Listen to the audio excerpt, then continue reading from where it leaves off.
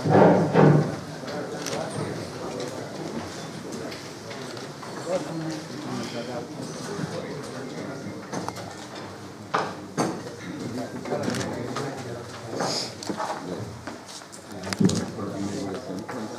Sir. आज के लोक संवाद कार्यक्रम में माननीय मुख्यमंत्री जी और माननीय मंत्रीगण और आप सभी लोगों का स्वागत है।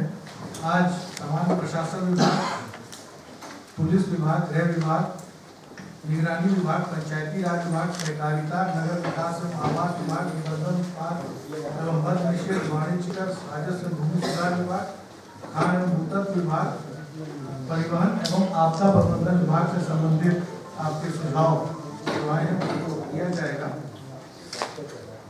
क्रम संख्या 1 श्री राकेश कुमार,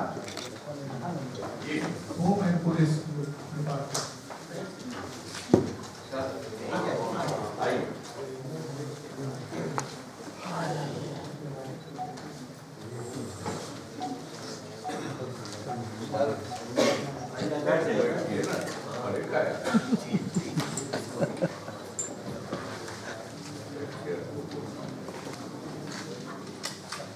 मेरा पहला सुझाव है कि जो पुलिस कंप्लेन लॉगिंग की प्रक्रिया है, इसको ईमेल और पुलिस वेबसाइट से लॉगिंग करने का प्रावधान किया जाए। इसमें बिल्कुल कोई विशेष खर्चा नहीं है, क्योंकि करीब करीब सारे जो पुलिस स्टेशन है उसका कंप्यूटर हो चुका है। इंटरनेट कनेक्शन पर 1000 रुपये महीने का खर्चा है। इससे बुजुर्ग महिलाओं को बहुत फायदा होगा और क्राइम ब्रांच का सही पता भी चलेगा, क्योंकि अगर कंप्लेन लॉन्च होने पर पुलिस उसको एफआईआर में नहीं कन्वर्ट करती है तो जो ऑफिसर इंचार्ज है उसको रीजन देना पड़ेगा।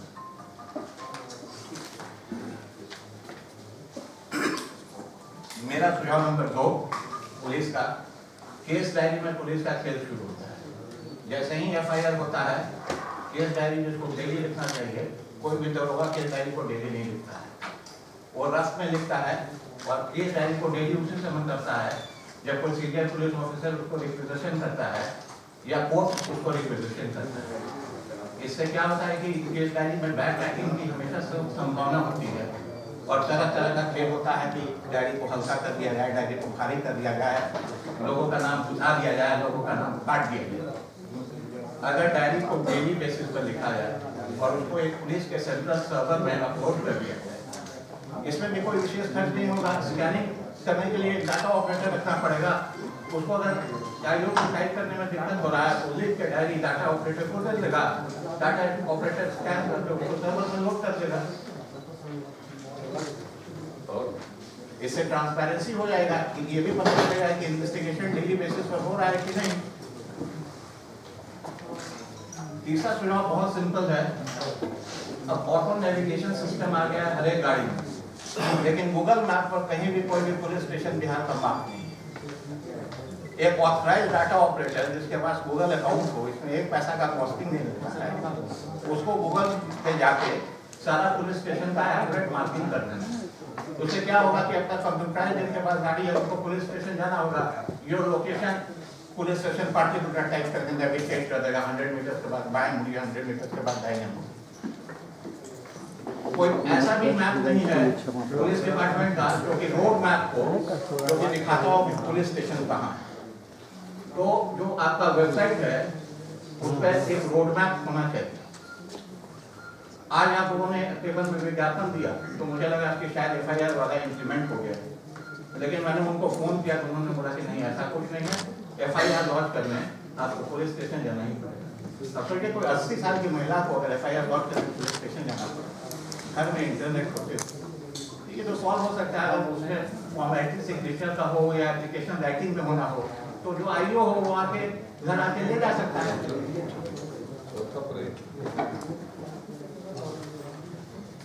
चौथा सर एक और पुलिस का खेल होता है बहुत ज्यादा कि लॉकअप पे किसी को डाल दिया, पैसा देके लॉकअप से छोड़ दिया।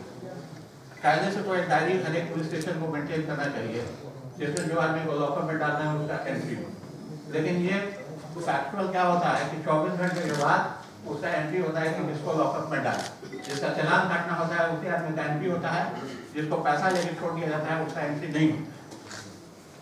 तो इसको एक छोटा सा कैमरा अगर लॉकअप गेट पर लगा जाया जाए, जिसका कॉस्ट करीब 3000 होगा, विद SD रिकॉर्डिंग कार्ड, जिसका रिकॉर्डिंग उसी में प्रिजर्व रहेगा, तो ये खेल बंद हो जाएगा।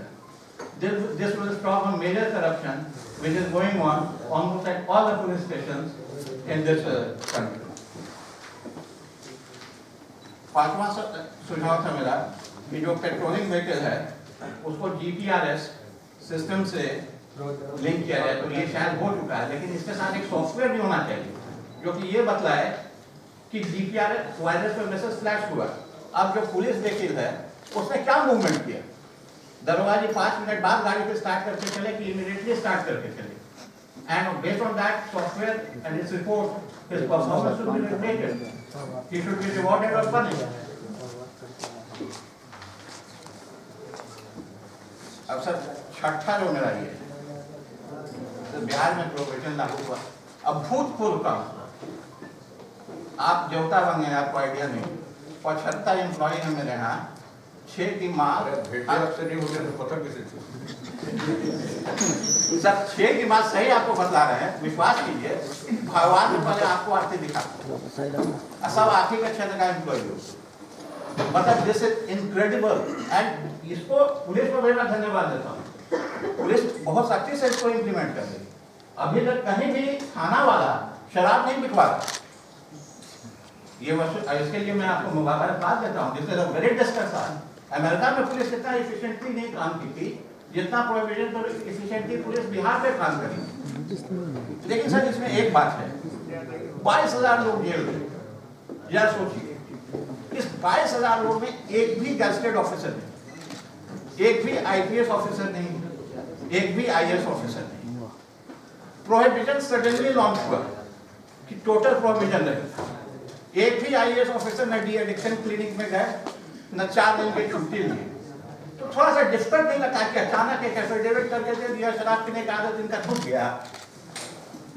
तो एक टेस्ट होता है ETG टेस्ट, जो कि आपको बतलाता है, यूरिन टेस्ट है, 250 रुपए में होता है। NABL एक्रेडिटेड टेस्ट है, पटना में होता है, NABL लैब द्वारा होता है, और इसको लीगल इसका सारे डॉक्यूमेंट्स दिए हैं, इस WHO से लीगली अप्रूव्ड है। तो ये टेस्ट क्यों नहीं हम लोग जी वो डिटेल ले नहीं रहा सर, इसमें नहीं सर, डिटेल तो आप देंगे सर, इसमें नहीं था सर। हाँ पहले से नहीं, क्योंकि यहाँ पर लिखा हुआ है इसमें 5 पॉइंट। तो सर रैंडम बेसिस पर जितने भी IAS और IPS ऑफिसर हैं उनका ये टेस्ट कराया जाए, और मात्र 3 महीना कराने का जरूरत है। मेरा ये इरादा नहीं है कि उनको पनिश किया जाए, जो पी रहा है वो सुधर जाए, पीना छोड़। ये मैंडेटरी टेस्ट अगर कर दीजिएगा, 5 दिन पहले बता देते हैं। अच्छा, इसको रिकन्फर्म भी किया जा सकता है, हेयर टेस्ट भी होता है, वो करता है आपको, जो फॉर्सानिक सेंटर, फॉर्सानिक 7 लेबोरेटरी है, वो बता देता है कि 90 दिन पहले आपने अल्कोहल पिया है कि। तो जो IAS और IPS इस टेस्ट में पॉजिटिव पाया जाता है, उसका फिर हेयर टेस्ट भी करा लिया जाए ताकि एकदम कंफर्म हो जाए।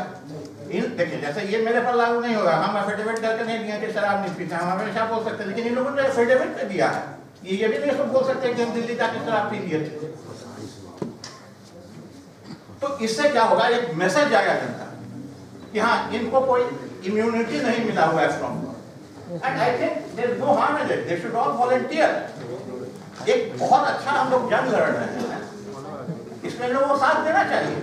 There is nothing to be ashamed. I don't know why people complain कि पुलिस रेड कर दी।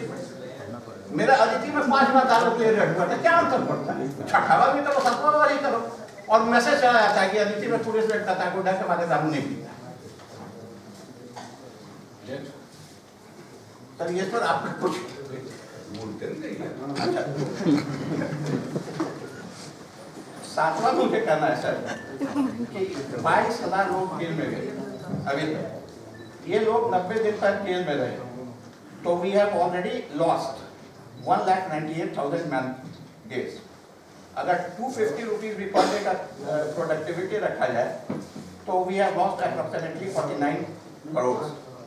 अगर इन लोग को कन्विक्शन हो जाए तो we will be losing round about 1,000 crore in productivity. मैं ये नहीं बोलता हूँ कि सजाएं कम किया जाए, लेकिन सजाएं का प्रारूप बदला जाए।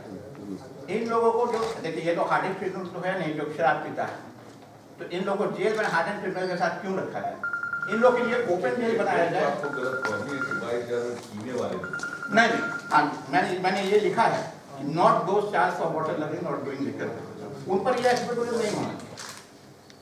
22,000 जो गए हैं ये मैक्सिमम गए हैं भाई जरा सा लेडी भाई पीने वालों को तीनों वाले की संख्या भी बढ़ाई जाए सर। सर टेस्ट किया तो पकड़ाएगा नहीं। जैसे सर एसएसपी साहब ने किए बनास होटल में ब्लड का सैंपल लिए, उसमें ना लैब का गलती है ना एसएसपी साहब का गलती है। होता क्या है कि जब बॉडी में जितना मोटा आदमी रहता है, बॉडी में वेस्ट ज्यादा रहता है, ब्लड का सर्कुलेशन ज्यादा होता है, डिसॉल्व कर जाता है। तो जो लैब ने जब जो जांच किया, तो मोटा आदमी पर ध्यान ज्यादा रखा। मोटा आदमी पर ये टेस्ट कराना पड़ेगा, ईटीजी टेस्ट और हेयर टेस्ट। रंजीत भैया तो उसमें ना लैब सतर्क रहिएगा, सतर्क रहिएगा। सुभानी साहब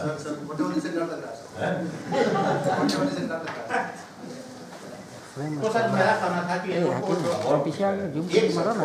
तो इन लोगों को कम्युनिटी सर्विस कराया जाए, घरे में रहने दिया जाए। 9 घंटा जैसे सिंगापुर में कराता है, एक ऑरेंज कलर का यूनिफॉर्म बना के रोड साफ कराया जाए। आप ये अलग बैठक कर चुके हैं सारा सुना उसमें आप कहाँ सोए हुए थे, यहीं पर बैठ के घंटों बैठ के सबका सुना। अच्छा सर, एक आठवां मेरा सुझाव है।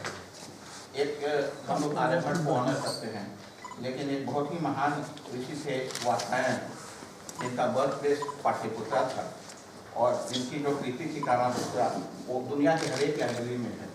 पिछले 100 सालों में उसका 75 लैंग्वेजेस में ट्रांसलेशन हुआ है and that is the most red book in the world. 17 movies बन चुका है, 21 लैंग्वेजेस। उनका बर्थ प्लेस और कार्यशाला पटना रहा है। हम लोगों ने कोई ऑनर नहीं किया है। खजुराहो की मूर्ति को मध्य प्रदेश सरकार पूरा टूरिज्म के लिए यूज कर सकती है, इससे रिलेटेड तो उनको भी ऑनर करने के लिए कंसिडर डिटेल दीजिएगा तब एकदम तीन कॉपी लेकर आए, अभी ETG रिपोर्ट कर दी। क्रम संख्या 2 श्री सुशील कुमार, मधुबनी, पंचायती राज विभाग से संबंधित।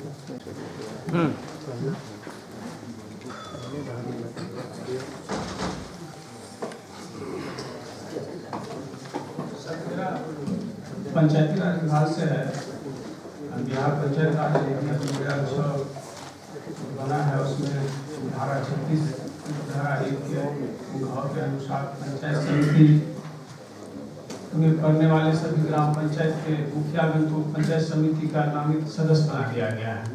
इससे पंचायत समिति के लिए प्रत्यक्ष रूप से निर्वाचित जो सदस्य है उनका उपेक्षा होता है। समिति में बैठक में भी क्योंकि मुखिया जी लोग आपको वित्तीय अधिकार से संपन्न होते हैं और वहाँ पर भी मुखिया जी लोग का ही बोलबाला होता है। प्रत्यक्ष रूप से निर्वाचित जो सदस्य हैं उनका उपेक्षा होता है। इसलिए मेरा मानना है कि पंचायत राज अधिनियम जी मुखिया जी पदेन सदस्य जी पदेन सदस्य है सर, तो वहाँ पर तो वोटिंग हो जाती है सर। वोटिंग राइट है, वोटिंग राइट सब चीज में, सिर्फ प्रमुख से चुनाव में नहीं है, बाकी तो सभी चीज में वोटिंग राइट है।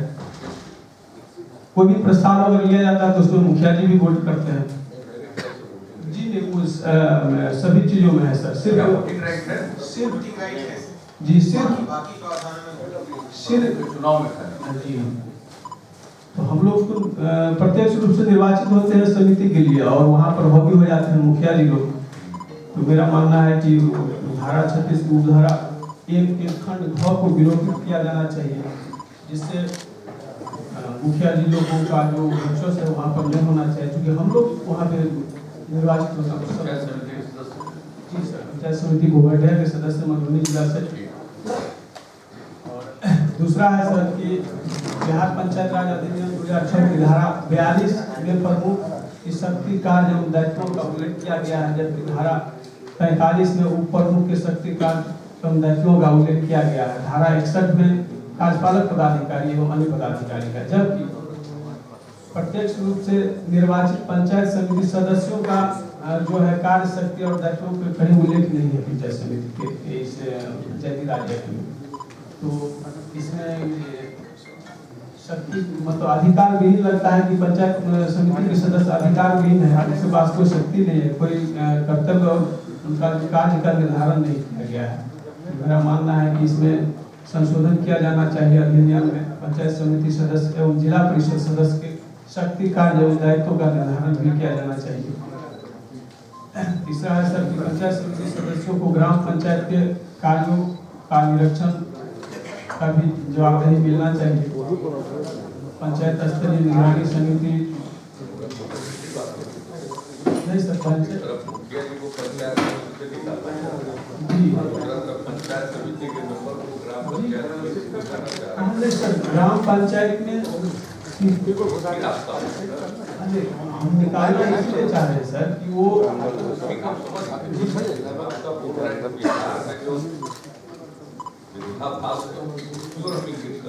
जी जी अगर मान रहा है कि इस तरह पंचायती राज संस्था तीनों स्वतंत्र रूप से निकालेंगे सर वैसी स्थिति में इस तरफ आपका ये मांग है सुझाव है साहब मुखिया जी को पंचायत समिति के कार्यों से अलग जी कर सर।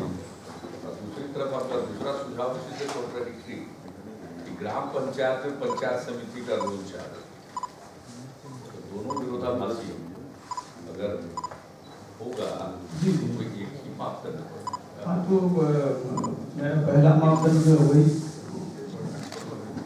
वही होना चाहिए। मध्य इसका करा लीजिए, स्टडी करें। हाँ सर, वैसे ये प्रावधान सर कॉन्स्टिट्यूशन के जो प्रावधान है उसके अनुरूप ही है। ये स्टडी कराएं, इसको रिस्पॉन्ड करिए। असल संविधान संशोधन करके इस तरह पंचायती राज संस्थाओं को एक संवैधानिक दर्जा मिल गया। इसके पहले हर राज्य के अपने अपने कानून से था। सही दाम देता है तो मजबूरी हो जाता है। का अलग संविधान में प्रावधान होंगे और उसके बाद उसमें कुछ प्रावधान किए गए और बाकी कुछ चीजों के मामले में राज्यों पर छोड़ा गया। तो जो राज्यों के कार्य क्षेत्र में होगा, अधिकार क्षेत्र में होगा, उस पर हम लोग विचार कर सकते हैं। लेकिन संविधान की जो मूल प्रावधान है उसमें हम लोगों के सीमा के अंदर बात नहीं, इसलिए आपके सुझाव का अध्ययन करके उस पर हम लोग देखेंगे और क्रम संख्या 3 एक चीज आप कॉलम दूसरा लिखते हैं, आप बैठिए, इसमें हर में वही लिख देते हैं। आज का जो विषय है वही लिखते हैं। जो सुझाव दाता उसका विषय उल्लेख होना चाहिए। एरिया सब्जेक्ट मालूम ही है क्या है, इसको ये कॉलम 3 में एरिया सब्जेक्ट जो है उनका जो आपका एक सब्जेक्ट क्या है, सजेशन का हाँ, विभाग क्या है, ये लिखो सजेशन। मेरा biggest concern है पटना को लेकर regarding this traffic system Patna में बहुत ही ज़्यादा प्रॉब्लम है। जब भी हम लोग कभी भी निकलते हैं हर जगह आप लोग जैसे मेरे हेल्प यू निकल रहा है, कहीं भी मेरे हेल्प यू में किसी को हेल्प मिल रहा है, क्या है कि वहाँ पे 10-20 ट्रैफिक पुलिस आप लोगों ने डिप्लॉयड कर रखा है। बट वो क्या करते हैं, सुबह से शाम तक बाइकर्स या फिर 4 व्हीलर्स को जो गलत कर रहे हैं वो हर जगह फाइन लेते हैं। बट फाइन वो भी पेपर पे नहीं मिलता, फाइन पर पर्सन खुद ले लेते हैं। होता है कि अगर मैंने गलती किया 200 रुपया में कोई भी गलती का, तो आप उसका रसीद काटो ना, क्योंकि वो गवर्नमेंट का फंड है, वो क्या हटते सर नहीं करता। मैं सर कर भी गया मेरा काम, मेरे सामने मैं हेल्प यू काउंटर है, ठीक है, 20 ट्रैफिक पुलिस है, कभी भी मैंने नहीं देखा उन लोगों को कि चेयर पुल पे उन ट्रैफिक उतारते हैं। सब एक जगह खड़े रह के, सब एक जगह खड़े के, सब बस पकड़ के, क्या होगा सर? ट्रैफिक सिस्टम नहीं होगा पटना में, डेवलपमेंट कैसे होगा सर? हमारे कंट्री हेड आते हैं बाहर से, जो पूरे इंडिया को देखते हैं, मेरे ग्लोबल हेड आते हैं बाहर से, वो बस एक ही चीज कर रही है पटना में।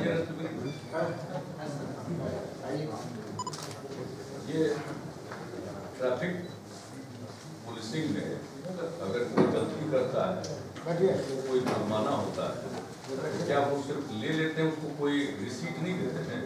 इनका कंप्लेंट मैं खुद 3 से 4 बार, अगर कभी भी मेरे फ्रेंड सर्किल में बहुत हो गया लेकिन किसी को रिसिप्ट नहीं मिला, 50 रुपया 60 रुपया लेके छोड़ दिया गया। ये सब क्या होगा? अगर आप ट्रैफिक मतलब रुपया लेके छोड़ दें, हाँ करप्शन सर ये हर जगह है सर, रूली ये हर जगह हो रहा है। और एक चीज बताइए सर, अगर मेरा इंटरव्यू में भी ट्रैफिक पुलिस है, उनका काम है ट्रैफिक निकालना कि एक जगह बैठे रहना। हर एक बार मेरे पास एक नंबर है, मैं उस नंबर पे फोन करके बोलता हूँ कि मैं इस जगह ट्रैफिक में फंसा हुआ हूँ, इस जगह ट्रैफिक में फंसा हुआ हूँ। उसका कोई सुने सर, आप जब कहीं से भी क्रॉस करते हैं उसके पहले आधा घंटे पहले ट्रैफिक को रोक दिया जाता है। दैट्स फाइन सर, आपका समय बहुत ही वैल्यूबल है हर एक जनता के लिए, बट सर जनता को भी तो ट्रैफिक का स्मूथ चाहिए। सर एक मैं ड्रॉप इसमें 10 मिनट हो या 5 मिनट हो, हमारा तो पर्सनल डायरेक्शन थोड़ा है, हमारे मूवमेंट पे हाफ एन आवर तो किसी के भी मूवमेंट में पूरे देश में नहीं होता है। हाफ एन आवर तो प्राइम मिनिस्टर और प्रेसिडेंट का भी नहीं होता है, लेकिन यहाँ पर तो कुछ मिनट है, शायद 2-3 मिनट। सर आप वैशाली से लौट रहे थे तो मैं आपके कार्टेट के आगे चल रहा था। मैं जब डागुमला रोड इनकम टैक्स चौराहा तारामंडल से आगे पहुंचा, तब तक ट्रैफिक एरिया में नहीं रोका गया था। मैं तो उस भीड़ में फंसा हुआ था और आप उस समय कंकड़बाग पार करके रंगनगर स्टेशन पहुंच चुके थे। आप उसके आगे तक, तब तक आगे का नहीं रोका गया था, उसके बाद रोका गया था। इसलिए बहुत कम 5 से 10 मिनट का ही वो चीज़ मेरे पर्सनल डायरेक्शन से होता है, मेरे मूवमेंट पर चल जाने रुचि है तो एक तो सायरन नहीं बचता है पटना टाउन। चुनाव के टाइम में तो इलेक्शन कमीशन की ये जो मॉडल कोड है उसके हिसाब से किसी का नहीं बचता, लेकिन हमारा कोड एक अलग है। हमारे कभी भी टारगेट में पटना टाउन में कभी भी सायरन नहीं बचता। लोगों का सायरन बचता है जिनका हमने नहीं, लेकिन चीफ मिनिस्टर के टारगेट में तो सायरन नहीं बचता। नंबर 2, दूसरा मेरा नीति डायरेक्शन है कि मेरे मूवमेंट के बहुत पहले कहीं भी ट्रैफिक ऑब्स्ट्रक्ट न हो, ये है। लेकिन आपका जो सुझाव अन्य प्रकार से अगर कभी अगर देखना हो तो वो पहले वॉच करें और हमको फीडबैक दीजिए, तो मैं आपको धन्यवाद दूंगा कि मेरे मूवमेंट के कितने मिनट पहले ट्रैफिक लोग रोकते हैं। अगर पब्लिक फीडबैक मिलेगा तो उसको और रेक्टिफाई करने में सुविधा होगी, मैं धन्यवाद। लेकिन मेरा डायरेक्शन है और पर्सनल निर्देश है chief minister, so I am chief. ये डायरेक्शन इस प्रकार का नहीं है कि भविष्य का कोई चीफ मिनिस्टर होगा उस पर ये लागू हो गया, लेकिन मेरे कार्यकाल में तो वो लागू रहेगा। तो वो है डायरेक्शन, इसलिए उसको देखिए। उदाहरण के तौर पर देने के पहले वॉच करें। नहीं सर, मैं मेरा ट्रैफिक को लेकर काफी कंसर्न है यहाँ पे। ठीक है सर, हम खुद अपनी गाड़ी लेकर रखे उदाहरण जो दे दिया। नहीं सर, उदाहरण में थोड़ी देर पहले जब आप मूव करते हैं तो सब जगह ट्रैफिक जैसे कि आधा घंटा बिना जान सर वो स्लिप ऑफ टंग नहीं है, स्लिप ऑफ आइडिया है। जब फैक्ट्स के बिना कोई आइडिया दीजिएगा तो आइडिया के लिए आइडिया के लिए अध्ययन बहुत जरूरी है, वॉच करना बहुत जरूरी है। आपका आइडिया मैच्योर बाकी आपको मेरा कोई एक चीज पर बता रिसीव करिए, कोई जरूरत नहीं है सफाई देने की। तो आगे बढ़िए, आप बताइए। नहीं तो मेरा वही बाकी चीज बता रहे हैं, ठीक है, उसको सुन रहे हैं। मेरा ही हेल्प यू पॉइंट पर वहाँ पे सर क्या ट्रैफिक पुलिस को भी अगर हम राजेंद्र नगर से जाते हैं तो एनी टाइम देखते हैं 5 से ट्रैफिक पुलिस एक जगह रहता है। अगर वो ट्रैफिक पे कंट्रोल करेंगे स्कैटर्ड होके डिफरेंट जगह पे, एक यहाँ खड़े हैं, एक यहाँ खड़े, एक यहाँ खड़े, ट्रैफिक स्मूथ हो जाएगा। पटना अगर सर सिटी को डेवलप करना है तो ट्रैफिक मूवमेंट बहुत जरूरी है। सर हम मंडे टू फ्राइडे कभी अपनी गाड़ी जल्दी निकाल के घूमते नहीं, हमेशा अपने बाइक से जाते हैं, क्योंकि जहाँ मुझे पहुँचना है वहाँ मैं टाइम पे नहीं पहुँच पाता। और मेरा तो इसमें सजेशन क्या है, जैसे क्या है कि ट्रैफिक को कंट्रोल करने के लिए क्यों हम लोग 200 ट्रैफिक पुलिस या 300 वो बाइक से माइग्रेट करते रहेंगे, घूमते रहेंगे एनी टाइम। उनका काम होगा एट रैंडम आप कहीं भी पहुंच जाएंगे और कोई भी अगर रॉन्ग पार्किंग है कुछ भी है तो वहाँ पे पहुंच के वो फाइन करेंगे उसी जगह पे। तो क्या लोग थोड़ा डर का भावना होगा कि नहीं कभी भी ट्रैफिक अगर हम गलत कर रहे हैं तो ये हो सकता है। और जहाँ पे जो जगह बना हुआ है पार्किंग के लिए वहाँ पे देखिएगा वेंडर लगा के रखे गए हैं, रोड पे दुकान खुली हुई, तो लोग फिर गाड़ी किधर लगाएंगे। बोरिंग रोड में सर वही प्रॉब्लम आता है। आप कर भी या समूह कीजिएगा कहीं भी हर जगह वही प्रॉब्लम। ट्रैफिक अगर कुछ भी हो डेवलपमेंट सिटी का नहीं हो सकता है सर।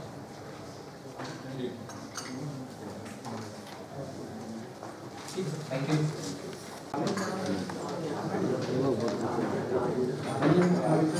मेरा सुझाव है वर्ष 2007 में अधिसूचित बिहार निकाय बिल 2007 के चैप्टर 3 के 18 नंबर पैराग्राफ में एक कॉलम में उल्लेखित कानून के अनुसार 2 से अधिक बच्चे वाले निकाय को चुनाव लड़ने पर रोक है।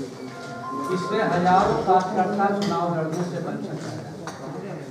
इस तरह का न एमएलए में है न एमपी में। मेरा व्यक्तिगत सुझाव है इसको यदि इस रोक को हटा दिया जाए तो हजारों लोग चुनाव लड़ने के लिए लायक हो जाएंगे और पूरे बिहार के लोगों को आपके प्रति सहानुभूति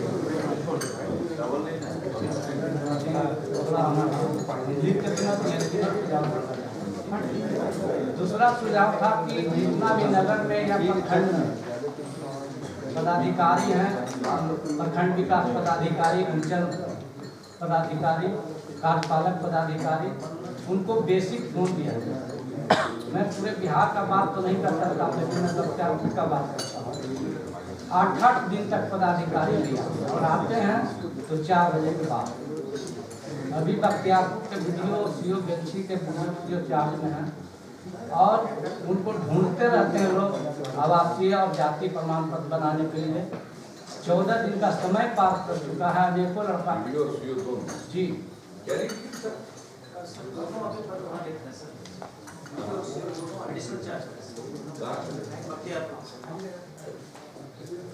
और कार्यपालक पदाधिकारी को 6 बजे के बाद आते हैं। जो वैकेंसी होती है उसका तो तुरंत प्रपोजल देना चाहिए। नॉर्मल रूटीन ट्रांसफर पोस्टिंग के लिए बना हुआ है कि 7 साल में एक बार करें, लेकिन बीच में कोई ऐसी परिस्थिति आती है किसी कारण से वैकेंसी होती है तो उसको फिलअप करना और बख्तियारपुर और बेंची की थोड़ी हो मेरा घर है जन्म बेंची मेरे पार्लियामेंट्री कंस्टिट्यूंसी का बख्तियारपुर से निकलेगा, हरनौत जाएगा, वहाँ से बेंची जाएगा या बाढ़ जाएगा, बाढ़ से रोड है वही रोड जो हरनौत से जाके 10 से भी आता है, डिस्टेंस काफी वो सुधार दीजिए। और कार्यपालक का भी पोस्टिंग नहीं है क्या? तो आप बताए नहीं देख लीजिए आपके पास आंसर क्या दिल्ली कैसे आप देख आप भी नोट करें। एसएसपी बोल रहे हैं बख्तियारपुर की बात नहीं, अन्य जगहों पर भी देख लीजिए सीओ का कहीं कोई पद किसी कारण से तो बिजली उसको भरना चाहिए, ऐसे छोड़ने की बात नहीं। बहुत ज्यादा रिस्पॉन्सिबिलिटी है। और बताइए जी। और कार्यपालक पदाधिकारी नगर पंचायत वो ऑफिस के बाद आती है, उनको बेसिक फोन दे दिया जाए और किसी अधिकारी को निर्देश दिया जाए। नगर पंचायत में फोन नहीं है, लैंडलाइन नहीं, लैंडलाइन नहीं है। उसके वजह से वो हमेशा 5 बजे के बाद आती है। इसके वजह से जन्म प्रमाण पत्र बनाना के लिए रहता है, मृत्यु प्रमाण पत्र बनाना रहता है, बहुत सारे लड़का का एडमिशन नहीं होता आप देखिए जन्म प्रमाण पत्र की वजह से। नहीं, लेकिन लैंडलाइन तो बहुत सही बात है। जैसे हम सारे प्राइमरी हेल्थ सेंटर में हमने लैंडलाइन ही दिलवाया 2006 से ही किया और आज तक मॉनिटर करते हैं। ब्रजेश मल्होत्रा हेल्थ सेक्रेटरी हैं, तो उस जगह का फोन किसी कारण से बिल नॉन पेमेंट है, किसी कारण से बनता है, मॉनिटर करके उसको करवाया जाता है। तो जरूर देखना चाहिए। लैंडलाइन देने से फायदा ये होता है कि somebody will pick up। Mobile phone का तो ठीक है, उसकी उपयोगिता बहुत है, लेकिन कार्यालयों में लैंडलाइन की उपयोगिता मेरे समझ से अभी तक वैसे ही है। ऑफिस तो लैंडलाइन।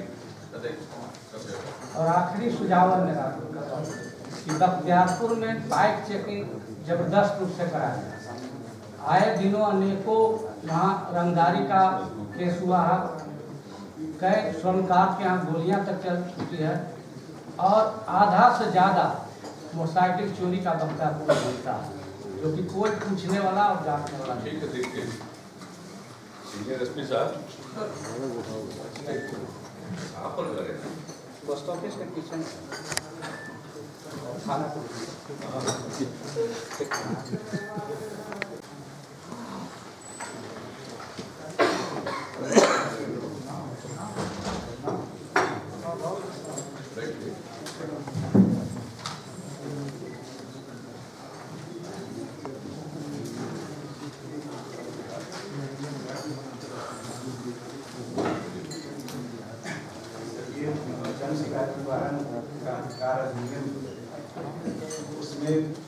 ऐसा कोई प्रावधान नहीं है कि जो मैटर शिकायत जो है वो लाइफ से रिलेटेड है और करियर से रिलेटेड उसकी सुनवाई जल्दी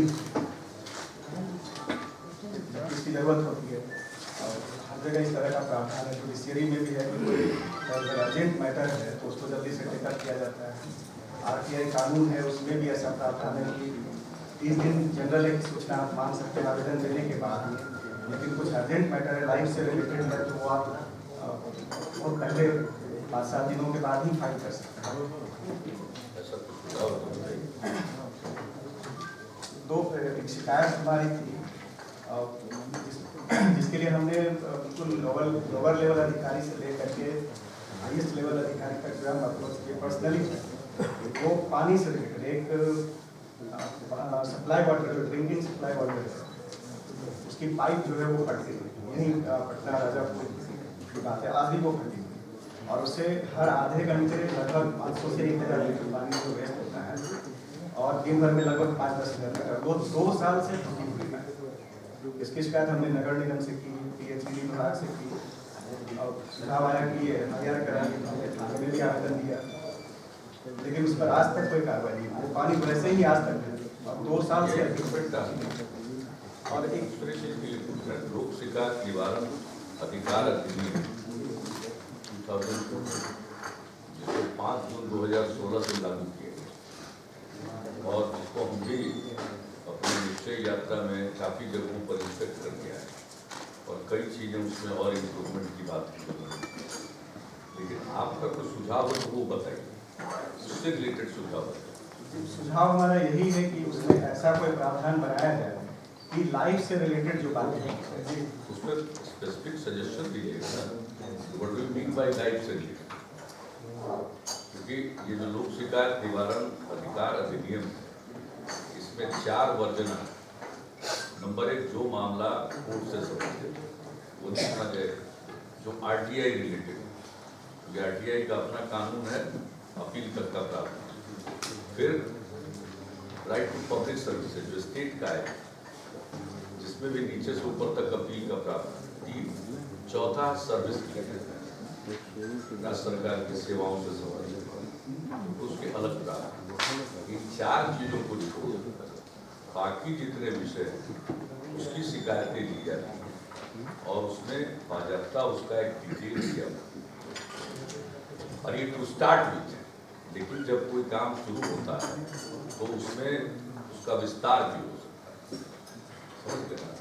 तो इसलिए आप जो कह रहे हैं लाइफ रिलेटेड, तो लाइफ रिलेटेड कंसेप्ट एक अच्छी बात है, आपके दिमाग में ये बात आई। तो लाइफ रिलेटेड इश्यूज को बाजाबता आप कहिए लाइक दिस, क्योंकि लॉ को कोई अमेंडमेंट होता है तो उसके लिए उसका उद्देश्य, उसका मकसद, हर चीज के बारे में उसको स्टडी करके उसके बारे में बोलना पड़ता।